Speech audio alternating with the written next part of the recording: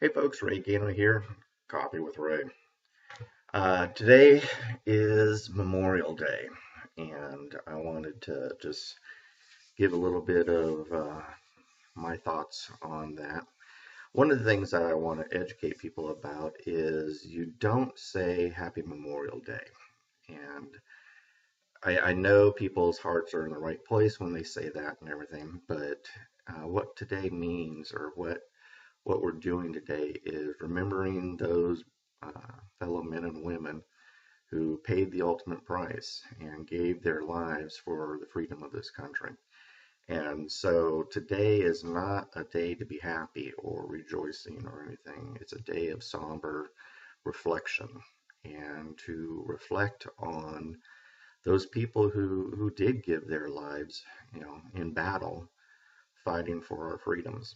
And so try to remember not to say Happy Memorial Day. It's not a good thing because again, it's not a happy day. It's a day of remembrance and to give these people honor and to remember them, and that's what it is. I'm reminded of the following verse in John 15:13, and it says, "Greater love hath no man than this, that a man lay down his life for his friends."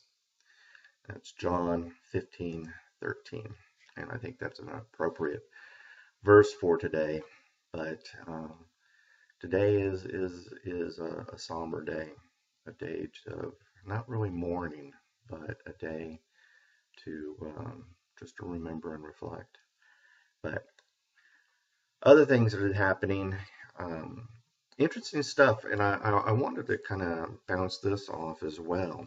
Um, we're seeing a lot of things going on with North Korea, and I don't know if you guys realize we have sent two aircraft carrier strike groups to North Korea, and another is on the way, the Nimitz strike group.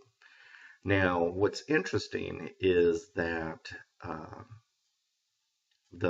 these strike groups, each group has something like 20 ships. So there's the massive supercarrier, which is the aircraft carrier with all the aircraft and everything, a number of battleships, a number of subsearchers, a number of all these other ships that are all part of this strike group. And the power of one of these strike groups is more military power than some countries. And so we've got I believe the USS Reagan. Um, I believe the USS Carl Vinson. Is that I don't know, so don't quote me on that. And then I've heard that the USS Nimitz is now on the way if it hasn't already arrived there. But these are three strike groups, and it's some pretty serious stuff. And so we're if North Korea did anything stupid, such as launch a missile or anything like that, one, these strike groups have the capability of just knocking it out of the air before it even really gains altitude. Uh, Another thing is if they wanted to launch a missile at some of these ships and everything, ooh, bad move. There is so much firepower there that it could literally turn North Korea into a Walmart parking lot. Um, so there's a lot of stuff going on.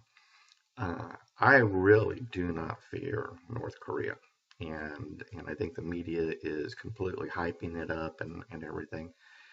They just don't have the military behind them. And another thing too is China is not really behind the actions either.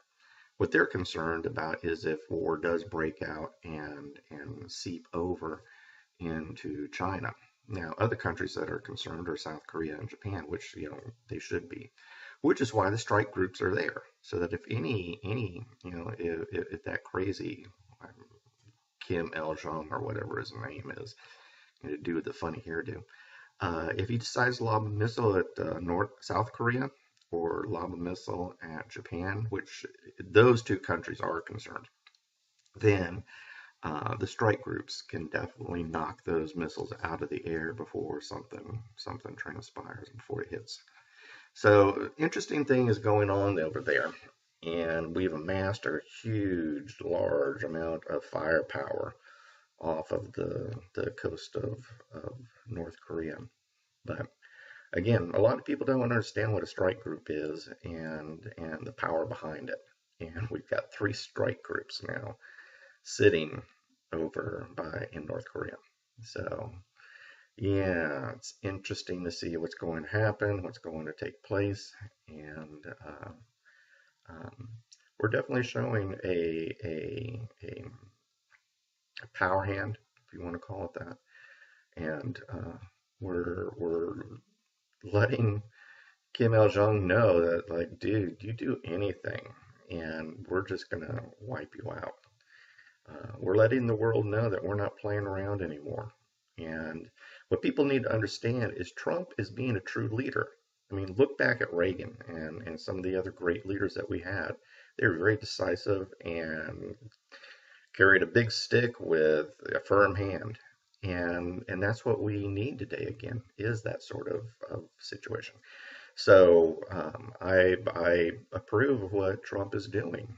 And because he's letting the world know. Not only is he letting Kim Il Jong know, he's letting the world know. And like it or not, we are still the most powerful military force in the world today. China is catching up. We have the technology, though. That is the one thing that we do have. We have the technology where China doesn't. Russia quite doesn't. They're catching up, though. So I would hate to see a war between all of us because that would be pretty devastating.